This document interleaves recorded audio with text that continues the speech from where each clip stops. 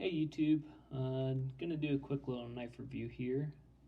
First, I'll start off by talking about the blade, my initial impressions with the knife, the blade, the handle, overall construction.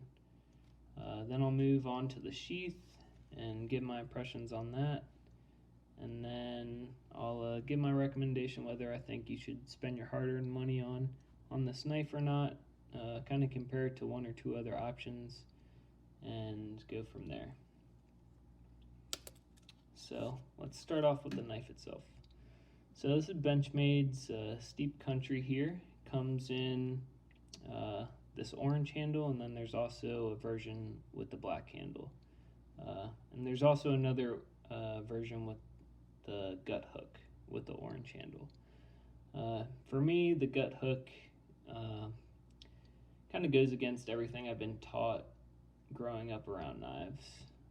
It's when you're, gutting a deer, you're generally going away from your body with the typical blade, but with the gut hook, you kind of have to pull towards your body, and for me, that goes against everything I've been taught. Always cut away. So personal preference there. You might have different experience. But just a little bit of a safety thing for me. Now onto this particular knife. Let's start off talking about some specs, so I'll lay them out here for you. The blade length here is 3.5 inches. The total knife length is right over 7.5 inches. Blade thickness on their website says 0.14 inches. So just under, or just over 1/8 of an inch, and the total weight on this is just right over 3.6 ounces. Comes in at 3.66. So for the size of this knife, I'd say the weight is very good, especially if you're going to be carrying this around through the woods. Weight's a big thing for me. I don't want to be lugging more gear than I have to if I'm hiking a couple miles through the woods. Comes with the typical drop point design here. It's got a nice belly. The steel here on this knife is S30V, so very good steel. So far with my use, no problems with edge retention, corrosion, anything like that. Sharpens really well. In fact, I haven't even sharpen this knife, but just from previous experience with S30V, sharpens really well, holds an edge. Now my use with this knife so far has just been skinning squirrels, and for that it's been great. I don't think it would have any problems skinning out deer. I think that was the main design purpose here. Obviously this is part of Benchmade's hunt line, so yeah, I don't think it's going to have any problems in that department. But I guess my point being is, even though I've used this a couple times, you can see the blade's still basically pristine. The edge is still razor sharp. Let me get some cardboard here. I'll just cut right through it. So you see the no real rough edges, cuts right through it. So I haven't had any problems with this knife so far. Moving on to the design of the knife and the handle a little bit. You can see the handle's this rubberized material. This part here, even though it kind of looks textured in the video, it's not really that textured, just kind of has a honeycomb pattern on it. However, the bottom here has pretty aggressive texturing, and then the top here also has these ridges where the full tang goes down on the back that they left exposed. And I'll give my input on both those things really quick. So initially I was a little concerned with this knife being with the rubberized handle that one, it might slip in my hand when it was wet, and two, I really thought that these ridges on the back here would give me hot spots. However, at least for my hand, I'd say I have relatively average sized hands. When I'm gripping this knife, these ridges on the back, they don't really, I guess, come into too much contact with my hand. And so in use, I haven't really experienced any hot spots yet. That might be different for people with bigger or smaller hands, but it's just my data point. Also, with the jimping here, I haven't really had any issues as far as the blade slipping when I've been using it, and with this aggressive texture on the bottom, so I don't think that's really going to be an issue. However, like I said, I've been using this right now primarily for squirrels.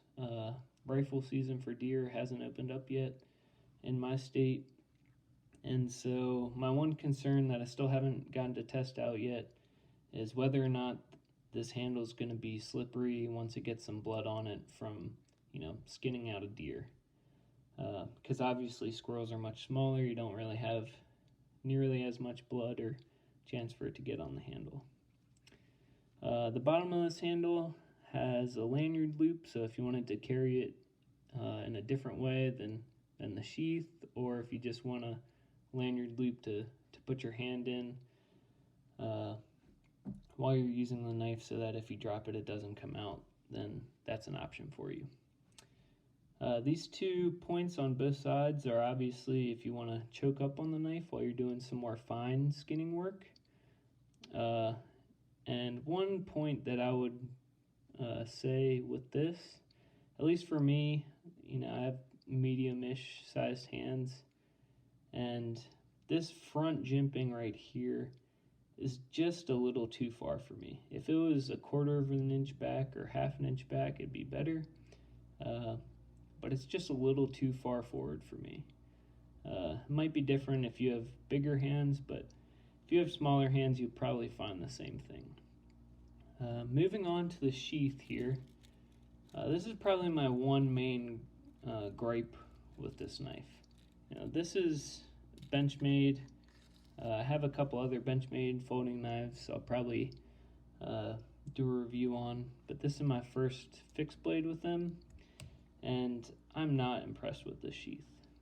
I'll start off with just the construction of the sheath itself. So this snap here, it's leather, the belt loop's leather, and then this is a Kydex material for the actual sheath itself. What I've found is that this Kydex material doesn't really have a strong retention of the blade. You can see it just, I'm hardly pulling and the blade just slides out, and if I were to shake it, I'm sure, yeah, the blade just slides right out. The retention there is not really good. I've had other sheaths for different knives and holsters for guns, and I just expect the Kydex to be a little bit more firmly grasping the knife. However, when it is buttoned, you can pull it a little bit, but I'm in use, I'm not really worried about this knife going anywhere. I know there are aftermarket sheaths available for this knife, but to me, if you're gonna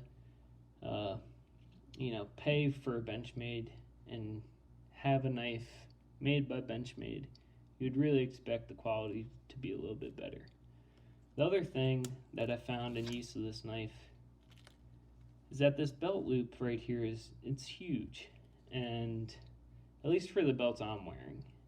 And as I've been carrying it, it kind of has a tendency to not be as snug up against my body as I would like. And because of that, it kind of slides forward, even when I cinch my belt down really tight. And so, again, just a data point for me. If you wear bigger belts, it might not be an issue for you. If you're putting the knife in a pack, it might not be an issue for you. But it's just one of those annoying things I found hiking around through the woods with this knife. It tended to slide forward, and then I'd constantly be pushing it back to my side, readjusting it. That way, especially when I was hiking uphill, the knife wasn't jabbing me in the stomach. So there's my 2 data points. Now to get a little bit into cost and would I recommend this knife? At least from my use so far, I would say, you know, this knife is good for skinning, and especially at the price point I got this for. Right now, this knife is actually discontinued, so I'm sure there's only limited stock left, but on Blade HQ, I got this knife for about $85.